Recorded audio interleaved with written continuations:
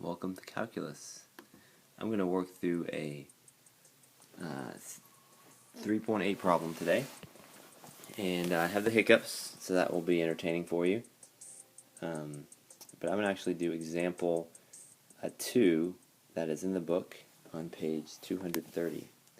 So this is a 3.8 problem, Newton's method, page 230, example 2. Yes, it's in the book, but I'm going to show you the way that I would do it, which I think will be a little bit easier. So let's see what the function is. It is 2x cubed plus x squared minus x plus 1. Okay, the first thing you might do is try to find out where the 0 might be, or you could take the derivative first. It really doesn't matter. I'm going to go ahead and find the 0, so make a little table. And I have already put it in my calculator, so I'm going to go to table and see what kind of results I get here. Let's see, I think it's in my calculator. Okay, so I'm going to just pick a few points. I see at -2, it's at -9, at -1, it's at 1, at 0, it's at 1, at 1, it's 3, at 2, it is 19. Okay, forgive the really messy line there. That's terrible. Okay, so of course the place we'll look, we didn't really have to look that far. If we looked at these, is there between -2 and 1. It looks like it's closer to -1, so you might guess -1.2, but I don't want to make it too easy on us. I'm going to just guess -1.5, see if that will work. First, though, we need to take the derivative. So this is a polynomial. It'll be a pretty easy derivative. And we get that. So our formula, which will be given on the test, it says the next guess, I'm actually just write the formula down. The next guess equals the current guess minus the function evaluated at the current guess divided by the derivative of the function evaluated at the current guess. So you don't have to write that down, by the way. This is what you write down. You'll say x1 equals -1.5. You will calculate x2, and the way you'll do that will be -1.5 minus the function evaluated at -1.5 all over the derivative evaluated at -1.5. And we'll just call that good. So then you're going to actually evaluate what is the second guess. So I'm going to have to go in my calculator now, and on the main screen I'm going to type in, actually I'm going to type in,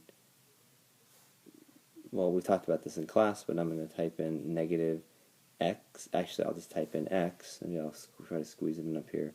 I'm going to type in x minus parentheses 2x cubed plus x squared minus x plus 1 divided by, I will need parentheses, 6x squared plus 2x minus 1, close parentheses. Type that in the main screen, hit enter, hopefully you don't get some kind of error.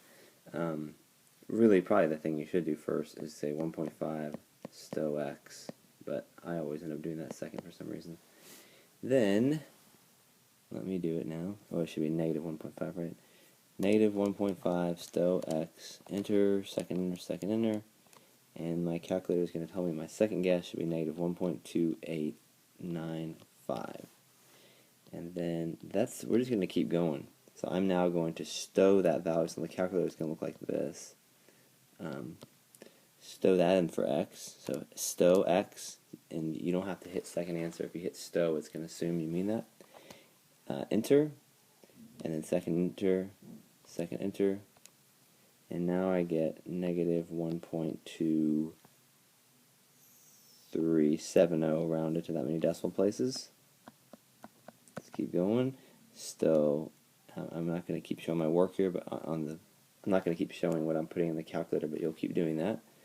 Stow x, enter, second enter, and now I get something very similar, -1.233. Wow, that's not a very good 3. -2.338 second enter, enter, negative 1.2338 again. What is that doing? Sorry about that. I think my hand is touching the screen. And that is our answer. So once you get to the same 4 digits or whatever we're trying to do, I might as well go with 4, then that's it. So again, in summary, what you're going to do, first, this is kind of an intermediate value theorem move. Make a table, find out a place where it goes from positive to negative.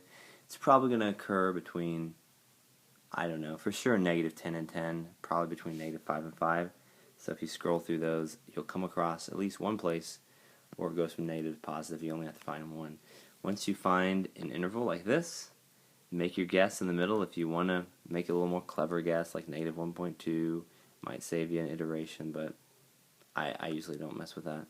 Then you also need to show the derivative step. Make that will be looking for that. Then show your first guess. Show at one step of the setup. You can do it that way, or you can do it more this style with the specific x's. Either one I'll be okay with. Of course, if you did this, you'd want to write X2 in front of it, and you'd want to write, I guess, X1's on there. But I was just showing you what you'd put into your calculator. And then you just do your second guess, your third guess, your fourth guess. Keep going until all up to 4 digits, 4 decimal places do not change. Box your answer, you're done. If you want to check it,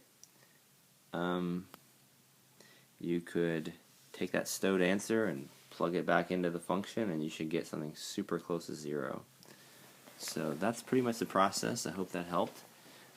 Interestingly, I had the hiccups when this started, but they went away, so that's pretty nice. I was going to play this for you, and I'm not finding it. Don't leave yet.